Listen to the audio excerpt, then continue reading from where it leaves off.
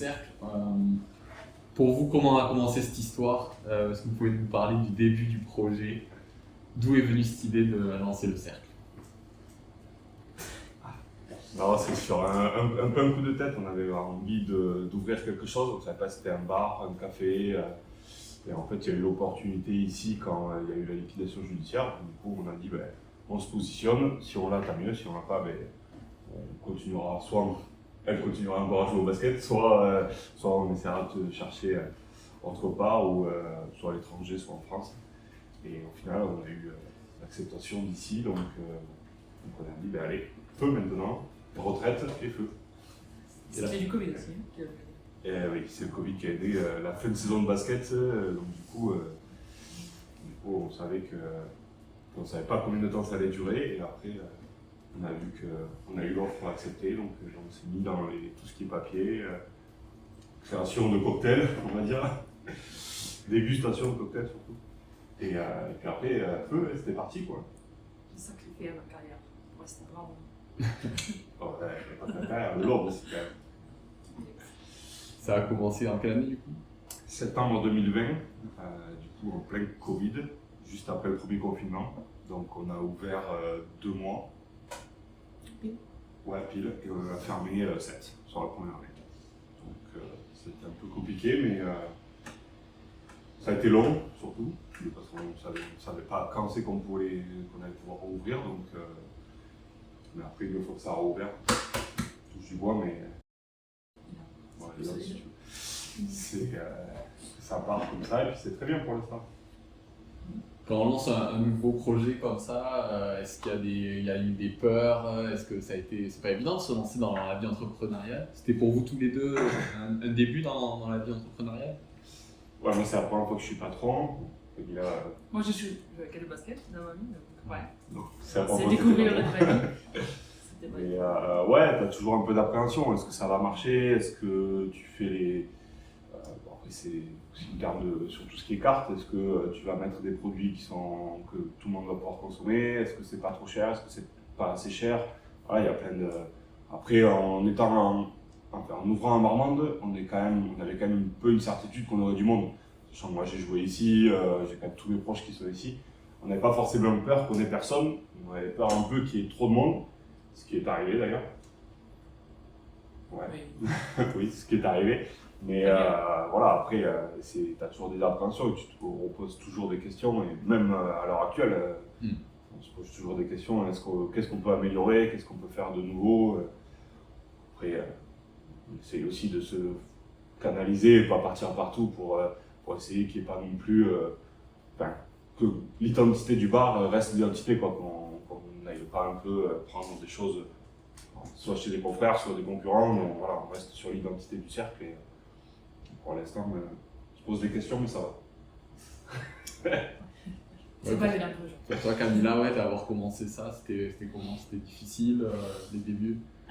Oui, non, c'est sûr. Déjà, comme je suis pas française, donc j'avais un peu peur si je veux comprendre tout le monde, parce que c'est vrai, parler avec les enfants, avec un peu plus âgés, c'est toujours un peu plus compliqué.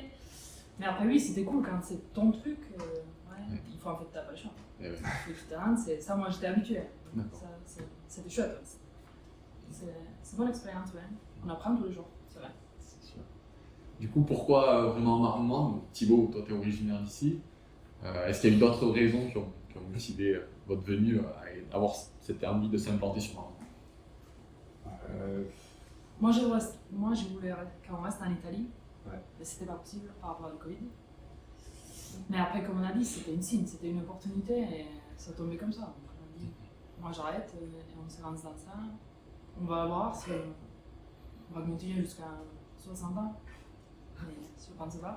C'est pas ça. Mais après, oui, comme il a dit, c'était la facilité. Parce que si on fait quelque chose en République tchèque, déjà lui, il ne parle pas du tout. Ça va être beaucoup plus compliqué. Et s'il y a la facilité à ses parents, quand on a besoin de lui-même. Voilà. Ouais, puis voilà, c'est l'opportunité. Il y a eu la liquidation qui a fait que c'était un Marmande aussi, donc on n'avait pas forcément besoin de. Si on doit, soit à l'étranger, soit même en France, ailleurs en France, on a voyagé pas mal, mais on s'est dit, en fait, là on a quand même tout ce qui est à côté qui peut nous aider. Enfin, Même là maintenant, le petit, on le voit, il y a mes parents, il y a mes grands-parents, il y a les copains, c'est plus facile d'allier tout ça. Et en fait, quand on a vu que Marwan c'était là, on s'est regardé, on a dit, ça sera plus facile. Alors, pour moi, plus que pour elle, parce que du coup, elle se sépare. Enfin, elle n'a pas forcément beaucoup d'amis ici.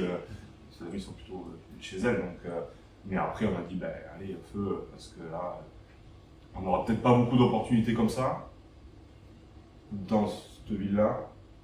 La facilité d'avoir un peu de monde qui va venir, parce qu'avec les connaissances qu'on a là, puis voilà, et puis la facilité avec la famille à côté, du moins pour moi, c'est quand même une facilité pour tout ça. La vie de couple, ça se passe comment dans le boulot, bosser ensemble? Non, ça va. Non, ça va. Après, c'est sûr que le fait que Camilla ait repris vraiment les entraînements et les matchs, ça aide aussi pour le couple. Parce qu'en fait, on est quand même tout le temps ensemble, de la maison, on va bosser ensemble, on rentre ensemble. C'est vrai qu'après, il faut arriver à faire une part des choses, de se dire, dès qu'on arrive à la maison, allez, on se laisse une demi-heure pour parler un peu du service ou pour parler de la soirée. Et puis après, on n'en parle pas dehors parce qu'il faut quand même arriver à dissocier la vie professionnelle et personnelle. Donc ça pouvait être compliqué, puis finalement, pour l'instant, avec le basket aussi, qu'elle part, puis elle joue et en plus elle a l'ambiance du groupe avec les filles qui est quand même top. Donc du coup, voilà, quand elles font des trucs avec les filles, ça fait du bien et je pense que même pour elle, ça lui fait du bien aussi. Non, c'est sûr. Non, ça va, mais oui, c'est pas évident, mais ça va, je pense que déjà quand même, c'est bien. Ouais, ça va. Ouais, ça va. Et la gestion du temps entre du coup basket, le bar, le petit aussi à gérer, comment vous arrivez à gérer tout ça? C'est pas les choix. Pas le choix, c'est vrai. Non, voilà, pas le choix. Non, mais on y arrive. Après, c'est sûr qu'on aimerait peut-être essayer d'adapter un peu plus les horaires, mais après, il ne faut pas non plus essayer d'adapter par rapport à notre vie le bar par rapport aux heures. Déjà qu'on a quand même réussi à faire. Nos horaires sont quand même pas trop mal parce qu'on a quand même nos soirées. Le mardi, mercredi, on rentre assez tôt, donc voilà, on n'est pas dans les horaires de nuit, donc on n'est pas non plus tout en décalé. Mais c'est vrai qu'après, faut arriver à gérer un peu tout ça, mais après on arrive à... On a quand même fait une matinée, Ouais. on a profité avec lui et tout ça. Même si Jean il demande pourquoi vous êtes pas là, on a quand même les vies de famille aussi. Donc. Ouais, et puis après nous on n'est pas non plus un concept qui marche que la journée, je veux dire, peut-être que ça marcherait peut-être une heure de plus le soir ou une heure à l'avance peut-être, mais après ouvrir vraiment toute la journée, je pense pas que ce concept-là marche. Après il y a des cafés pour ça, il y a des coffee shops par exemple, voilà, c'est des choses que eux ils vont travailler en journée, nous on est plus basé sur le soir. Donc après on adapte aussi nos horaires et puis après on adapte avec Tobias, avec un de nous, on essaye de faire un peu, de faire tout ça pour arriver de profiter aussi de Tobias, de profiter de pouvoir travailler, d'aller à l'entraînement. Et voilà, c'est un tout, c'est pas facile toutes les semaines, hein, mais il faut arriver à gérer un peu le planning. Mais bon, pour l'instant ça passe. On y arrive. Quand il est petit encore. Quand il est petit, Quand il va rentrer à l'école, ça va être plus compliqué quand il sera à l'école, mais ça on a encore un peu de temps. Ouais, c'est un équilibre à trouver quoi. Ouais, c'est ça. Ouais, C'est ça, ouais. Au niveau de la relation avec les clients, pour toi Camilla, comment ça a été? Tu disais justement avec la langue au début, pas évident. Parce qu'aujourd'hui, voilà, vous avez réussi à avoir quand même une clientèle fidèle, on va dire. Et comment ça se passe pour toi et pour toi aussi Thibaut, la relation avec les clients? Oui, on a quand même pas mal de gens qui viennent assez souvent. Quand moi j'ai déjà sais quand je vois de loin, qu'est-ce qu'ils vont voir, tout ça. Donc ça c'est assez sympa. Vous savez, nous on a des gens super cool. Lui ça arrive de temps en temps quand il y a quelqu'un qui est pas assez agréable, moi peut-être non plus. Mais non mais c'est sûr, c'est chouette. Moi j'aime bien beaucoup les plutôt âgés du coup. Oui, qui viennent assez souvent, mais non, c'est chouette. C'est pas mal parce que comme ça on demande comment ça va, tout ça. Quelques histoires, donc je pense qu'ils apprécient, moi aussi, donc c'est chouette. Ouais. Non, oui, on a réussi, je pense, à avoir une clientèle de réguliers plus après de non réguliers, hein, mais on a réussi à avoir un lien, je pense, alors notamment soit avec des personnes un peu plus âgées, soit même avec des jeunes qui viennent souvent, et du coup, on discute ensemble. Voilà, on a toujours essayé de faire quand même un peu cette relation, quand même, bon, patron-client, mais pas non plus de pas les prendre de haut, mais vraiment d'avoir une distance entre eux. On est quand même assez ouvert, donc on peut discuter avec eux. voilà, alors après, bon, on reste quand même dans le cadre professionnel, mais voilà, il y a toujours des affinités qui se créent un peu avec certains clients, et c'est ça qui est cool, quoi. C'est quand même la bonne partie du travail, c'est ça. Et sur Normande, aujourd'hui, est-ce qu'en termes de projets futurs, d'événements futurs, est-ce qu'il y a des choses qui sont prévues? Est-ce que vous avez prévu de développer peut-être notre bar par la suite? Ou pour le moment, voilà, vous allez essayer de construire ici, renforcer ici déjà, d'améliorer, comme tu disais, trouver des idées en plus? Nous, l'objectif, je pense que c'est quand même qu'on arrive à avoir quelqu'un qui gère ici, dans le futur, pour soit nous rouvrir quelque chose, ou soit vraiment gérer le bar à distance et pouvoir, après on sait pas ce qu'on fera, mais si ça se trouve dans une dizaine d'années on aura quelqu'un qui gérera ici, nous on aura ouvert en France ou à l'étranger un autre bar ou un autre concept, et ça c'est des projets. Après est-ce que ça se réalisera, je sais pas, mais en tout cas c'est quand même un peu dans la tête pour ouvrir des choses. Après sur le bar ici, voilà, on essaye toujours d'innover un peu sans trop, mais voilà, on sait qu'il y a des concerts qui vont arriver, on essaie de rajouter toujours quelque chose un peu, on a nos cocktails du mois qui changent, qu'on essaye de se faire un peu plaisir sur ça. Voilà, après, il faut toujours quand même rester dans la caractéristique du cercle, donc c'est vrai qu'on peut pas faire des choses trop extravagantes ou des choses comme ça. Après, bien sûr, on a toujours des idées, après, mais est-ce que ça se réalisera? Est-ce qu'on aura le droit de le faire? Voilà, ça c'est toujours un peu les questions, mais après, tant que pour l'instant on est bien comme ça, ou c'est qu'on arrive à apporter quelques points chaque mois, de nouveaux points sur le bar, on va ça comme ça. Après, on verra si on arrive au stade où c'est que ça stagne un peu et qu'on n'a pas forcément de nouveaux clients, on perd peut-être un peu de clients, les clients se lassent un peu, peut-être qu'après il faudra nouer sur des choses, et ça sera dans le futur, quoi. Ça te va?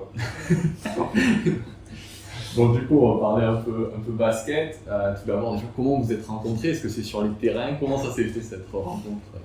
C'était dans un bar. C'était dans un bar. C'est peut-être un signe d'ailleurs. Mais non, c'était après un match de l'équipe de Basketland quand on s'est rencontrés. Moi, j'étais bien avec Arnaud Bruzek qui jouait encore à Arnaud de Marsan. On avait fait avec Rémi Jean, on était parti tout un week-end voir le vendredi son match, et les filles jouaient le samedi.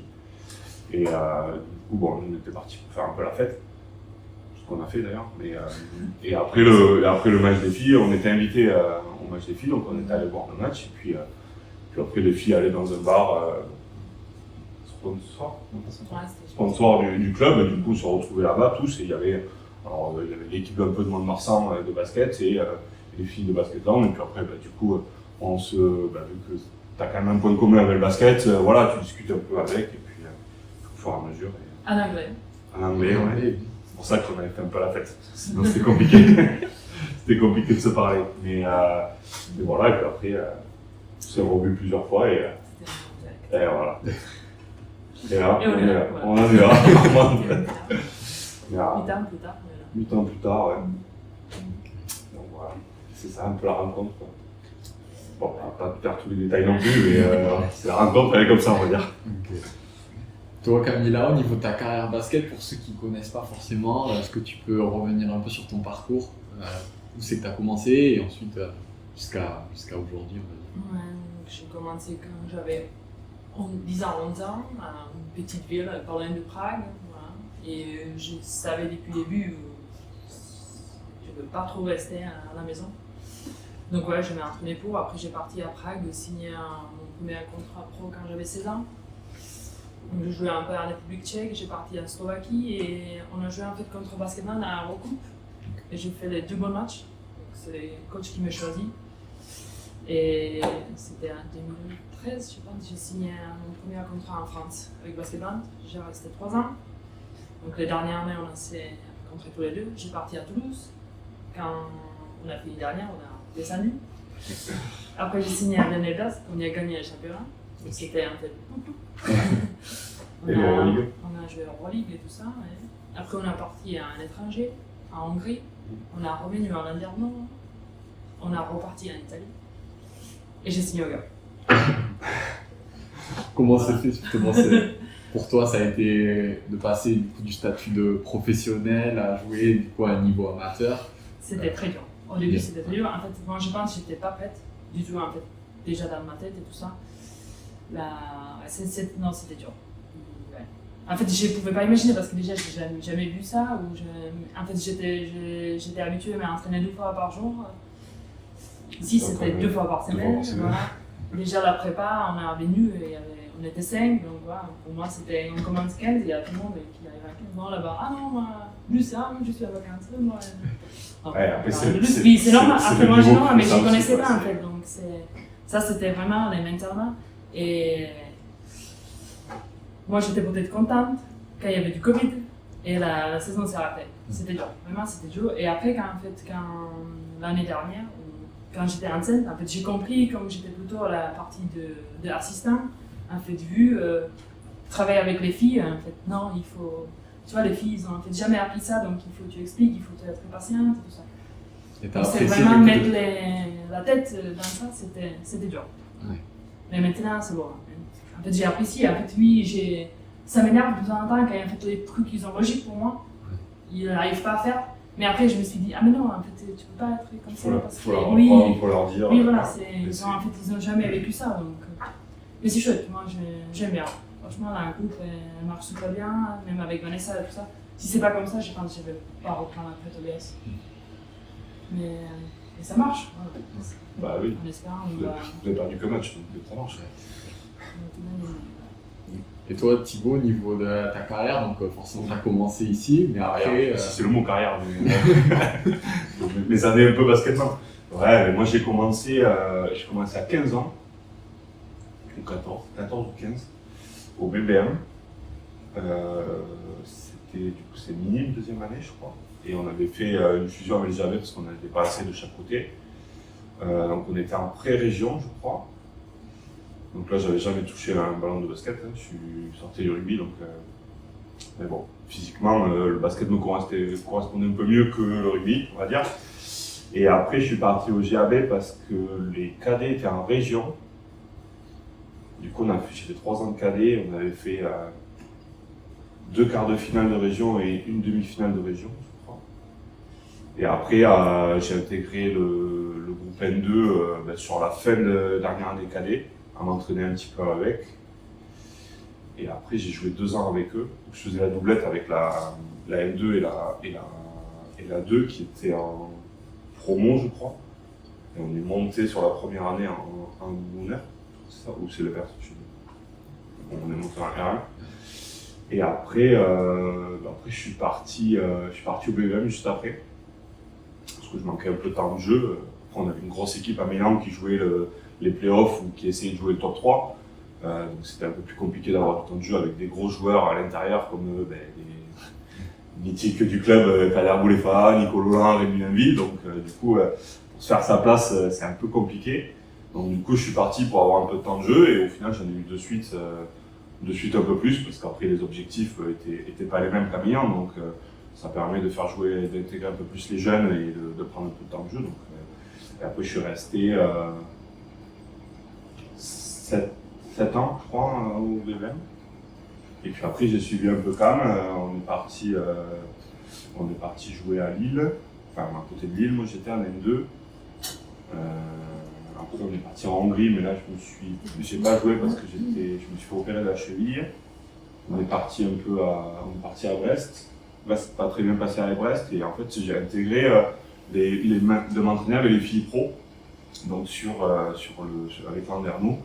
Et franchement, c'était plutôt bien. D'ailleurs, je préférais même m'entraîner avec les filles qu'avec les mecs. C'est un autre basket et tout, donc c'est vrai que c'est quand même assez chouette. Après, il faut adapter aussi le basket, mais du coup, on apprend plein de choses en fait. Moins jouer sur le physique parce que les mecs sont beaucoup dedans pour tout ça. Mais là, c'est plus dans l'intelligence de jeu, de faire des bonnes passes et tout, donc c'est grave. Et après, donc, du coup, en Italie, j'avais fait pareil. Je m'étais entraîné un peu avec les mecs, et puis c'était compliqué d'avoir une licence là-bas parce que quand tu es étranger, il faut payer quand même assez cher pour le club. Donc, du coup, donc là, les filles, pareil. Blessure, et du coup, je dis, si vous voulez, moi, de toute façon, je suis à la maison, donc autant que je vienne m'entraîner avec elles.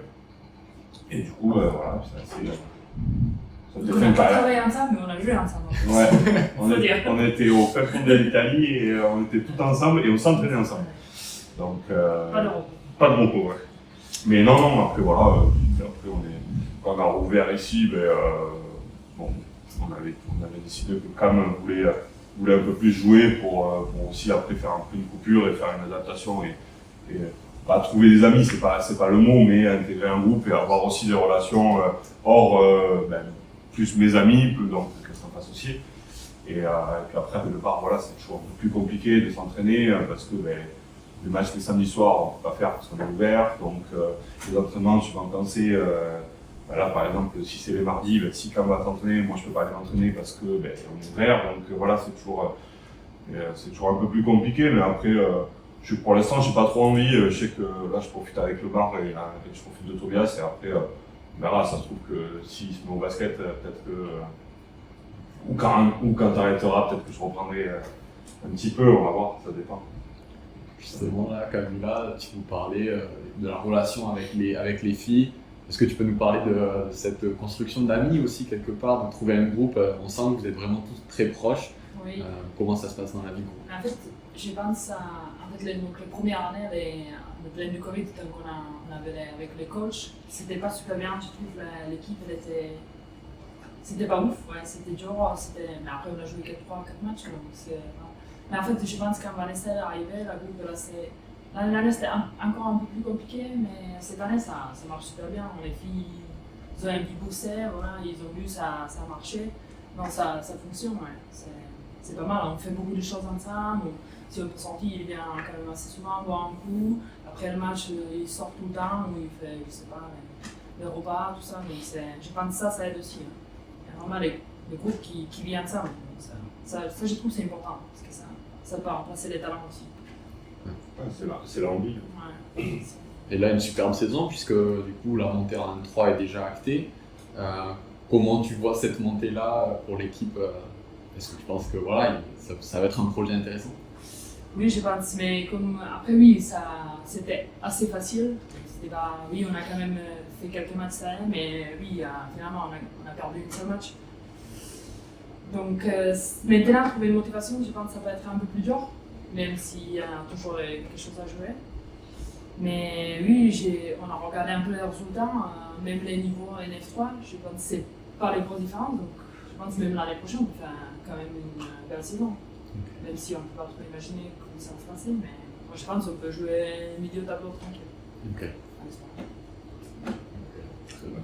Quand tu vois Hamon qui est monté l'année dernière, qui n'a pas changé d'équipe et qui a fini 5e, voilà, tu te dis qu'il y a quand même de la place pour, peut-être pas accrocher le top 5 parce que ça peut être, peut-être pas le top 3 on va dire, mais ça peut bien fonctionner et arriver à faire sur une première saison de 23 un bon petit résultat. Donc, après, si on va garder le même groupe qui marche bien, il n'y a pas de raison. Donc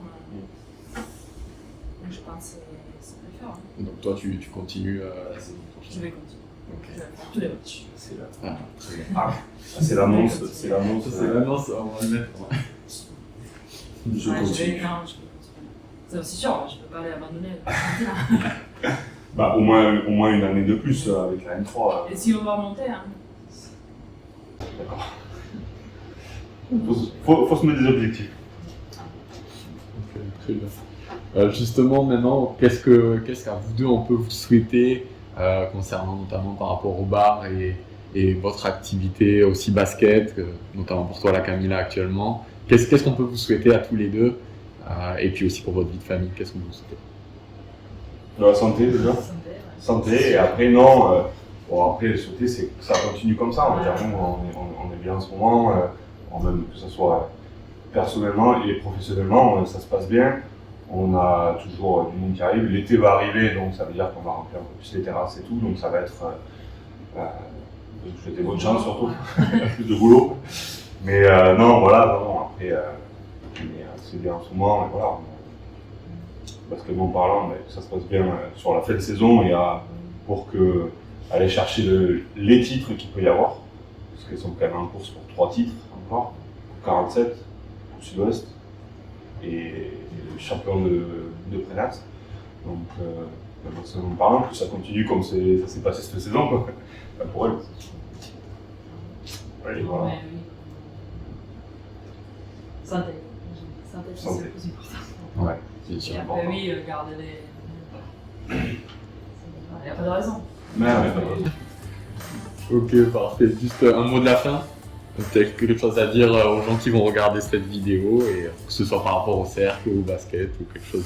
Tenez-moi un coup.